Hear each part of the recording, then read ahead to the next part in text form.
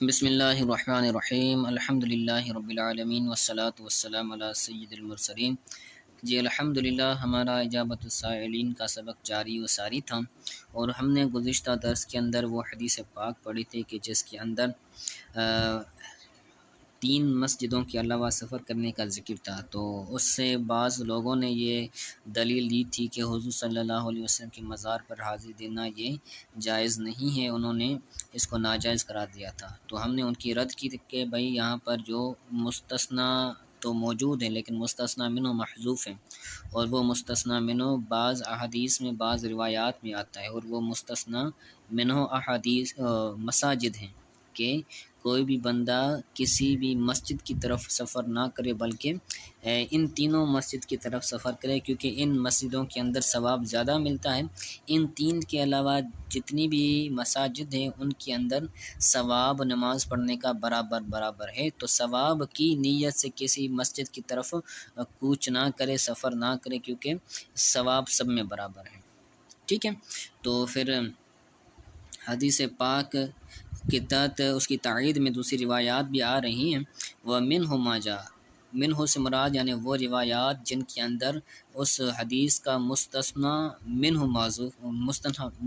منہ موجود ہے، اور وہ مستثنیٰ منہ مساجد ہیں۔ ٹھیک ہے، اور وہ روایات جن میں سے مستثنیٰ منہ کا ذکر تو ان میں سے حضرت عائشہ صدیقہ رضی اللہ تعالیٰ عنہ کی حدیث پاک بھی آئی ہے کہ سرکار علیہ السلام نے فرمایا انا خاتم الانبیاء و مسجدی خاتم مساجد الانبیاء، میں تمام نبیوں کے بعد آنے والا آخری نبی ہوں، یا میں خاتم النبیین ہوں، اور میری مسجد خاتم المساجد الانبیاء ہے، یعنی میری مسجد تمام انبیاء کی مساجد میں آخری مسجد ہے۔ یعنی کون سی مسجد؟ مسجد نبوی، حضور صلی اللہ علیہ وسلم کی مسجد۔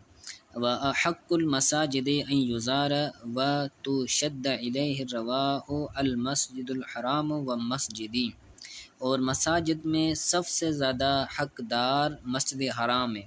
المسجد الحرام، اس کا ترجمہ پہلے کریں گے۔ مساجد میں سب سے زیادہ حقدار مسجد حرام اور میری مسجد ہے کہ جس کی زیارت کی جائے، ان یزارہ کہ اس کی زیارت کی جائے، وتشد الیہ الرواحل اور اس کی طرف سفر کیا جائے، تو وہ کون سی مسجد ہے؟ مسجد حرام، اور میری مسجد یعنی مسجد نبوی ہے۔ صلاۃ فی مسجدی افضل من 1000 صلاۃ، میری مسجد میں یعنی مسجد نبوی میں نماز پڑھنا یہ 1000 نمازوں سے افضل ہے۔ فیما سواہ من المساجد، یعنی اس کے علاوہ جتنی مساجد ہیں ان کے اندر 1000 نمازیں پڑھنا، میری مسجد میں ایک نماز پڑھنا یہ اس سے افضل ہے۔ ٹھیک ہے، الا المسجد الحرام، سوائے مسجد حرام کے، اس کا ثواب بھی زیادہ ہے۔ اس مسجد کے علاوہ جتنی مساجد ہے ان کے اندر بندہ 1000 نمازیں پڑھیں اور میری مسجد میں یعنی مسجد نبوی میں ایک نماز پڑھے تو وہ نماز ان 1000 نمازوں سے بہتر ہے۔ ٹھیک ہے، فکلامہ عن المساجد، تو یہ جو کلام تھا کہ سفر نہ کرو تو یہ مسجدوں کے بارے میں تھا۔ فکلامہ عن المساجد، تو حضور کا کلام مسجدوں کے بارے میں تھا۔ لیبین للامۃ ان ما عدا هذه المساجد الثلاثة متساو في الفضل فلا فائدة في التعب بالسفر الى غيرها، تو وہ کلام حضور کا کلام مسجدوں کے بارے میں تھا تاکہ آپ امت کے لیے بیان فرمائیں کہ جو ان 3 مسجدوں کے علاوہ ہے، ما عدا جو ان 3 مسجدوں کے علاوہ ہیں تو وہ فضیلت میں سب برابر ہیں، متساوٍ فی الفضل، فضیلت میں سب برابر ہیں، تو ان کے غیر کی طرف سفر کرنے میں مشقت کرنا، پھر تعب بولتے ہیں مشقت کرنا، مشکل اٹھانا، تو سفر کی مشکل اٹھانے میں کوئی فائدہ نہیں ہے۔ ٹھیک ہے، وَأَمَّا هِيَ فَلَهَا مَزِيدُ فَضْلٍ وَلَا دَخْلَ لِلْمَقَابِرِ، بہرحال جو مسجد نبوی یا وَأَمَّا هِيَ یعنی بہرحال جو یہ 3 مساجد ہیں، ہی فلاحا، تو ان سے مراد کیا ہے؟ 3 مساجد، تو یہ 3 مساجد تو ان کے لیے مزید ثواب ہے، تو جو حدیث تھی کہ سفر نہ کرو تو وہ کس کے بارے میں تھی؟ وہ مسجدوں کے بارے میں تھی۔ ولا دخل للمقابر فی حاض الحدیث، قبروں کی جو زیارت کے حوالے سے منع کیا گیا تو اس کا یعنی اس حدیث کا ولا دخل للمقابر، قبروں کے لیے اس حدیث میں کوئی دخل نہیں ہے، یعنی یہ حدیث قبروں کے بارے میں نہیں ہے۔ فَإِدْخَالُهَا فِي هَذَا الْحَدِيثِ يُعْتَبَرُ ضَرْبًا مِنَ الْكَذِبِ عَلَى رسول اللہ صلی اللہ علیہ وسلم۔ ان قبروں کو ادخالها سے مراد قبروں کو، مقابر کو قبروں کو اس حدیث میں داخل کرنا یہ حضور صلی اللہ علیہ وسلم پر جھوٹ کی ایک قسم میں سے ہے۔ یعتبر تو اس کو شمار کیا جائے گا، حضور صلی اللہ علیہ وسلم پر جھوٹ کی ایک قسم اس کو شمار کیا جائے گا۔ ھذا مع ان زیارت مطلوبۃ، باوجود اس کے کہ زیارت کرنا، حضور کی مزار شریف کی زیارت کرنا، دیگر ائمہ صلحاء کی مزارات کی زیارت کرنا، یہ کیا ہے؟ مطلوب ہے۔ بل وکثیر من العلماء یذکرونها فی کتب المناسک علی انها من المستحبات، بلکہ کثیر علماء کرام اس بات کو یعنی زیارت مطلوب ہے، یذکرونها ضمیر سے مراد زیارت کی طلب، تو وہ مطلوب انہوں نے کثیر علماء کرام نے اپنے کتابوں میں کتب مناسک میں بات بیان کی ہے کہ یہ زیارت کرنا، مزارات کی زیارت کرنا، یہ من المستحبات مستحب امور میں سے ہے۔ وَيُؤَيِّدُ هَذَا، اس بات کی تائید احادیث کثیرۃ، اس بات کی تائید کثیر احادیث کرتے ہیں۔ کس بات کی تائید؟ قبروں کی زیارت کرنا مستحب ہے، اس بات کی تائید کثیر احادیث کرتے ہیں۔ نذکر جملۃ منھا، ہم ان میں سے چند احادیث کو ذکر کرتے ہیں کہ جو مزارات یا حضور صلی اللہ علیہ وسلم کی مزار شریف کی زیارت کرنا یہ مستحب ہے، اس کی اوپر دلیل ذکر کرتے ہیں۔ عن ابن عمر رضی اللہ تعالی عنہما عن النبی صلی اللہ علیہ وسلم قال من زار قبری وجبت له شفاعتی، حضرت ابن عمر رضی اللہ تعالی عنہ یعنی حضرت عبداللہ ابن عمر جو کہ حضرت عمر کے بیٹے ہیں، ان سے روایت ہے، وہ نبی کریم صلی اللہ علیہ وسلم سے روایت کرتے ہیں کہ آپ صلی اللہ علیہ وسلم نے فرمایا جس نے میری قبر کی زیارت کی تو میری شفاعت اس کے لیے واجب ہے۔ وجبت لہو شفاعتی، اس کی شفاعت یعنی میری شفاعت اس کے لیے واجب ہے یا اس کے لیے ثابت ہے، ٹھیک ہے، یعنی جو حضور کی مزار شریف کی زیارت کرے گا تو اس کی حضور شفاعت فرمائیں گے۔ آگے انہی سے روایتیں عن ابن عمر رضی اللہ تعالی عنہما قال رسول اللہ صلی اللہ علیہ وسلم من جاءنی زائرا لا يعلم له حاجة الا زیارتی کان حقا علی ان اکون له شفیعا یوم القیامہ۔ حضرت ابن عمر رضی اللہ تعالیٰ عنہما سے روایت ہے، وہ کہتے ہیں کہ نبی کریم صلی اللہ علیہ وسلم نے فرمایا کہ جو شخص میرے پاس آیا، من جاءنی جو میرے پاس آیا، زائرا دیکھنے کے لیے، زیارت کے لیے، لا يعلم له حاجۃ اس کی کوئی حاجت معلوم نہیں تھی، لا يعلم له حاجۃ اس کی کوئی حاجت معلوم نہیں تھی، الا زیارتی مگر میری زیارت، یعنی وہ جو میرے پاس آیا اس کا مقصد اس کی حاجت مجھے دیکھنا تھا، یعنی میری مزار شریف یہاں مجھے دیکھنا تھا، تو کان حقا علیہ اب مجھ پر حق ہے کہ میں اس کے لیے قیامت والے دن شفاعت کرنے والا ہوں، یعنی میں اس کی شفاعت کروں، یہ مجھ پر حق ہے، ٹھیک ہے۔ تو اس سے جو ہے وہ شفاعت حاصل ہوتی ہے حضور کی زیارت کرنے سے، ٹھیک ہے۔ آگے انہی سے روایت ہے حضرت ابن عمر رضی اللہ تعالیٰ عنہ سے کہ نبی کریم صلی اللہ علیہ وسلم فرمایا من حج فزارہ، جس نے حج کیا اور فزار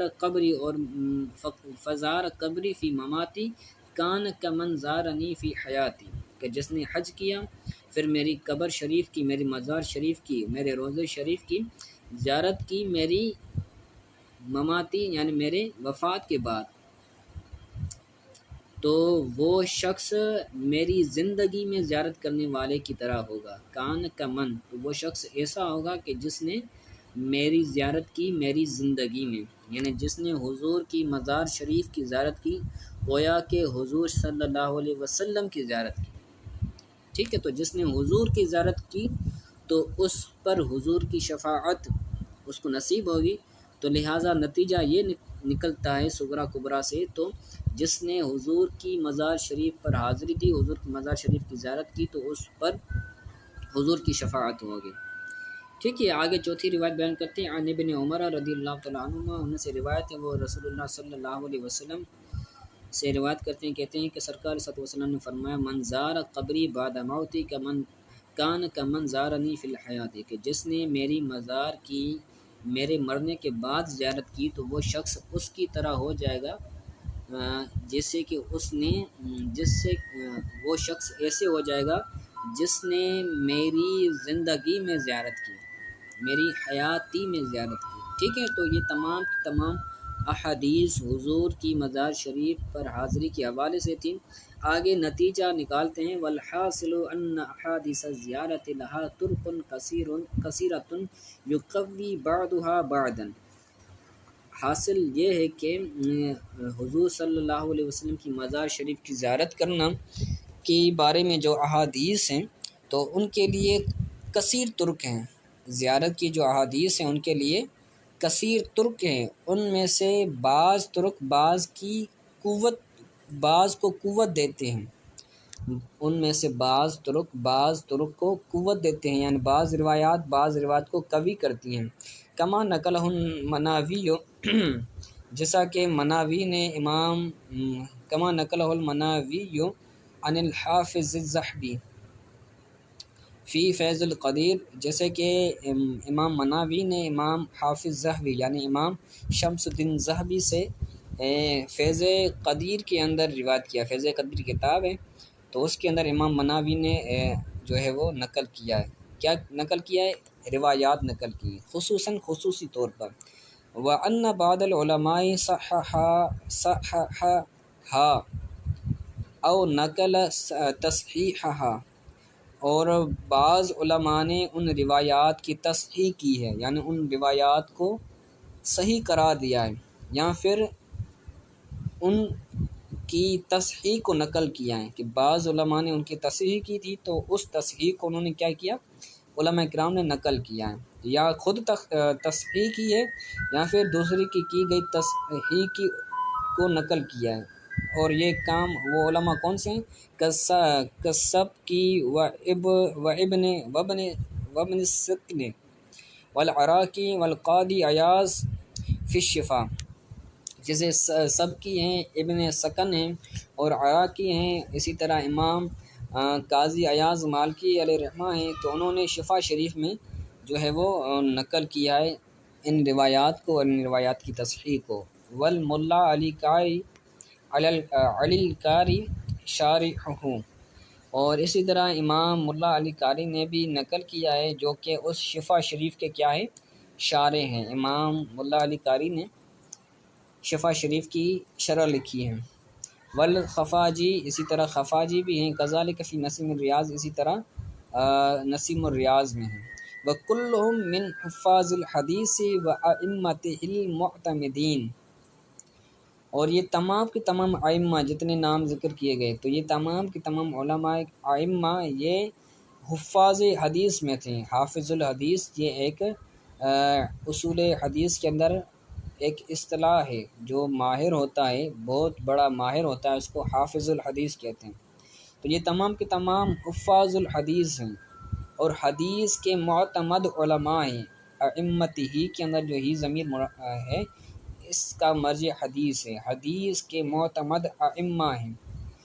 یکفی ان الائمۃ الاربعۃ رضی اللہ تعالی عنہم وغیرہم من فحول العلماء، کافی ہے چار اربع، چار ائمہ رضی اللہ تعالی عنہ اور ان کے علاوہ جو بڑے علماء ہیں، فحول العلماء یعنی بڑے علماء ہیں، تو وہ کیا ہیں؟ کافی ہیں۔ وارکان الدین قالوا بمشروعیت زیارت النبی صلی اللہ علیہ وسلم، اور دین کے جو ارکان ہیں یعنی دین کو جو پختہ کرنے والے ہیں، تو انہوں نے کیا کہا؟ حضور صلی اللہ علیہ وسلم کی زیارت کو مشروع قرار دیا۔ یعنی جائز قرار دیا۔ کما نقلہ عنہ اصحابہم فی کتب فقہہم المعتمدہ، جیسا کہ جس کو ان سے ان کے اصحاب نے نقل کیا ہے، یعنی ائمہ اربع، یعنی امام مالک، امام شافعی، امام اعظم، امام احمد بن حنبل، یہ 4 ائمہ ہیں، تو ان سے ان کے اصحاب نے نقل کیا ہے، روایت کیا ہے، فی کتب فقہہم المعتمدہ، ان کے فقہ کی معتمد کتابوں کے اندر۔ المعتمدت یہ کتب کی کیا ہے، صفت ہے، ان کی فقہ کی معتمد کتابوں کے اندر ان کے اصحاب نے ان سے نقل کیا ہے۔ وَهَذَا كَافٍ مِّنْهُمْ فِي تَصْحِيحِ أَحَادِيثِ زِيَارَةِ وَقُبُولِهَا، تو یہ ان سے زیارت کی احادیث کی تصحیح میں کافی ہیں اور ان کو قبول کرنے کے لیے کیا ہے، کافی ہے۔ لِأَنَّ الْحَدِيثَ الضَّعِيفَ يَتَأَيَّدُ بِالْعَمَلِ، کیونکہ ضعیف حدیث عمل کے ذریعے تائید پاتی ہے، یتأید بالعمل، تائید پاتی ہے، بالعمل، عمل کے ساتھ، والفتویٰ کما ہوا معروف من قواعد الاصولیین، اور فتویٰ کے ذریعے بھی کیا پاتی ہے، تائید پاتی ہے، فتویٰ کا بھی تعلق پیچھے سے، جیسا کہ معروف ہے قواعد الاصولیین والمحدثین، جیسا کہ اصولیین اور محدثین کے قواعد سے معروف ہے کہ جو حدیث ضعیف ہوتی ہے وہ عمل کے لیے کافی ہوتی ہے، حدیث ضعیف پر عمل کرنا ہوتا ہے جو فضائل کے اندر ہو، ٹھیک ہے۔ تو یہ تمام کی تمام احادیث اگر ان کے اندر تھوڑا بہت ضعف بھی ہے تو یہ کیا ہو جائیں گی، فضائل کے اندر چل جاتی ہیں، ان پر عمل کیا جائے گا، ٹھیک ہے۔ تو یہ آج کا سبق تھا حضور صلی اللہ علیہ وسلم کی مزار شریف کی زیارت کے حوالے سے، تو اس کو اچھی طرح سے یاد کیجیے گا اور ہمیں دعا میں یاد کیجیے گا۔ السلام علیکم ورحمۃ اللہ وبرکاتہ۔